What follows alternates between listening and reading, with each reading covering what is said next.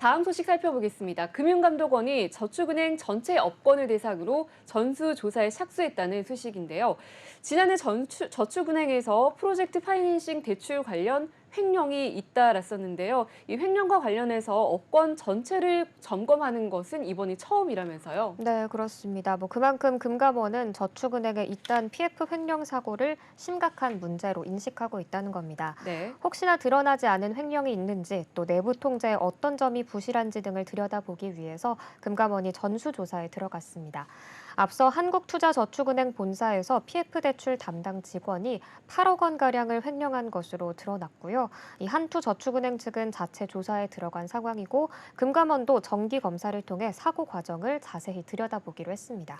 지난해에는 KB저축은행에서 94억 원, 모아저축은행에서 54억 원, 페퍼저축은행 3억 원, 또 OK저축은행에서 2억 원 등의 거액의 횡령이 잇따라 발생했었습니다. 대부분 PF 대출 업무 과정에서 발생한 범죄였습니다. 네, 정말 돌이켜보니까 이 저축은행 횡령 사건이 어제 오늘 일이 아니었던 것 같은데요. 이 PF 대출이 횡령 사고에 좀 취약한 구조를 가지고 있는 건지 왜 이렇게 유독 PF 대출에서 횡령 사고가 끊이지 않고 일어나는 건가요? 네, PF 대출은 정해진 한도 안에서 건설 사업장의 공정률에 따라서 대출이 여러 차례 실행되는 특징을 갖고 있는데요.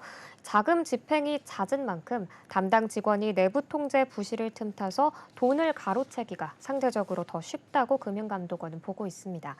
실제로 일부 저축은행 직원들은 PF 대출 영업 송금 업무를 전담하면서 송금할 때 계좌주명을 임의로 변경하거나 자금 인출 요청서를 위조 변조하는 방식으로 PF 대출금을 횡령한 것으로 나타났습니다. 금융당국이 PF 대출 과정에서 발생하는 횡령을 막기 위해서 내부 통제 개선 방안을 추진하고 있습니다만 효과가 있을지는 미지수입니다.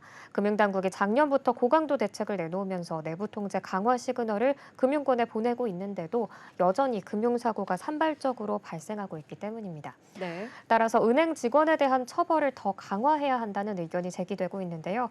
횡령을 저질러도 처벌보다 경제적 이득이 높다는 인식이 사회 저변에 깔려 있는 만큼 이를 상쇄할 만한 또 강도 높은 제재가 필요하다는 겁니다.